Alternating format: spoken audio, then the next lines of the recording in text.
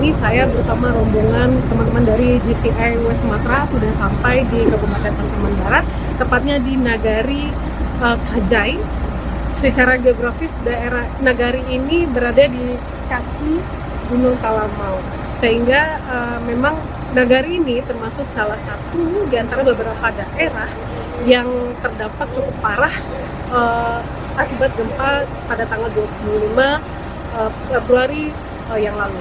Dan nantinya di posko, tepatnya di Nagari Kajai ini, kita akan melakukan beberapa kegiatan, diantaranya tentunya penyerahan bantuan berupa terpal, selimut, kebutuhan pokok. Terutama kita menyasar kepada korban anak-anak dan bayi.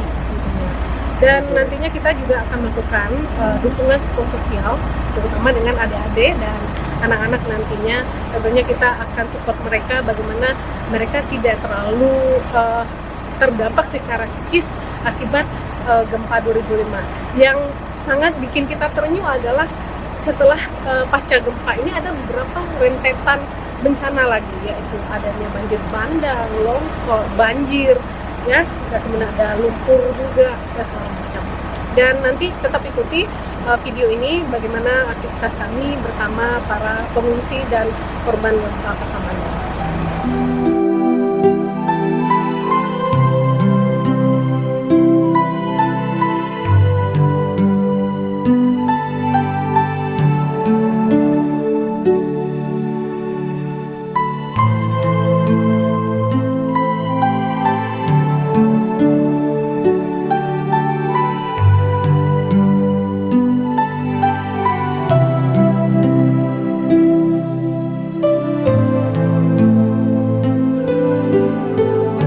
Sekarang kita sudah bergabung ini bersama teman-teman yang tim awal turun ke Pasaman Barat. Jadi GCI ada 2 tim yang turun di hari Selasa itu dengan tim kolaborasi juga. Ada PD awal, ada SG Denny, ada GC Cindi dan Nadia. Ya, jadi mungkin bisa diceritakan dari hari Selasa itu gimana kondisinya, SG Denny? Terima kasih. Kondisi dari hari Selasa ketika kita datang itu kita sempat dibikin shock sedikit ya. Kita disambut dengan gempa 4,8 skala Richter. Ya memang jadi, susulan masih banyak. Jadi ketika kita nyampe di Pasaman Barat, kita briefing, pas sembari briefing langsung kita disambut dengan 4,8. Sempat shock dan sempat panik. Ya, kita selalu mengajarkan untuk nggak panik, tapi ternyata kita pun sempat panik dibikinnya sesaat gitu kan, karena tanggal 25 pun kita juga sempat cukup gede juga. Padang, ya. Dan setelah itu kita langsung koordinasi, esoknya kita langsung terjun ke lapangan. Kita sempat meninjau beberapa lokasi-lokasi yang sempat menjadi titik-titik yang cukup rawan dan cukup butuh bantuan. Sebenarnya kalau kita bilang semua butuh bantuan, iya. Betul. Tapi kita coba prioritaskan mana yang perlu kita antarkan bantuannya terlebih dahulu ya. Distribusinya mana yang perlu lebih cepat. Dan kemarin kita sempat juga terhalang sedikit dalam pendistribusian bantuan karena sebenarnya kita juga dengan program kolaborasi yang malamnya kita juga sempat trauma healing. Nah, kemarin saat kami dan beberapa tim kolaborasi mengantarkan bantuan longsor. Jadi sempat ada longsor, tim juga membersihkan reruntuhan-reruntuhan, pohon-pohon, dan setelah itu pas ini Masya Allah memang perjalanan luar biasa. Ketika kita mengantarkan bantuan yang memang tidak bisa lagi karena jalan putus, kami dropping dengan sistem estafet. Jadi penerima dari ujung nyambut ke sini. Saat kita balik, mungkin sempat viral video di WA longsor yang gede. Itu 5 menit setelah kita balik. Setelah kita balik, longsor besar gitu. Nah, ini memang banyak pelajaran, banyak hikmah yang kita dapatkan selama di sini gitu.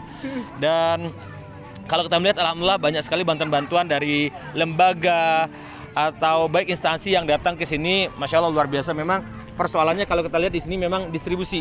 Ya, kalau kita lihat di posko-posko besar memang cukup banyak ya bantuan yang masuk. Memang persoalan-persoalannya adalah distribusi ke posko-posko kecil. Karena kita dilihat di sini selain mereka bikin posko besar, juga ada posko yang misalkan ada 10 rumah, mereka bikin satu posko di halaman gitu. Karena rata-rata masih takut untuk tidur di rumah karena memang gempa susulan. Tadi siang pun sempat gempa lagi. Ya walaupun rumahnya nggak roboh, tapi kan pondasi dinding pun udah rusak parah gitu. Jadi memang berisiko besar. Ditambah lagi kemarin sempat hujan seharian. dan beberapa tempat, dan akhirnya memang kebutuhannya semakin bertambah. Yang awalnya kebutuhannya adalah sembako, terus pakaian, seperti juga kebutuhan wanita ya, pembelian wanita, popok bayi. Nah kemarin lagi muncul lagi nama kebutuhan-kebutuhan yang sifatnya incidental, seperti sofol ya, karena nyamuk sudah mulai ini juga kan, dan vitamin.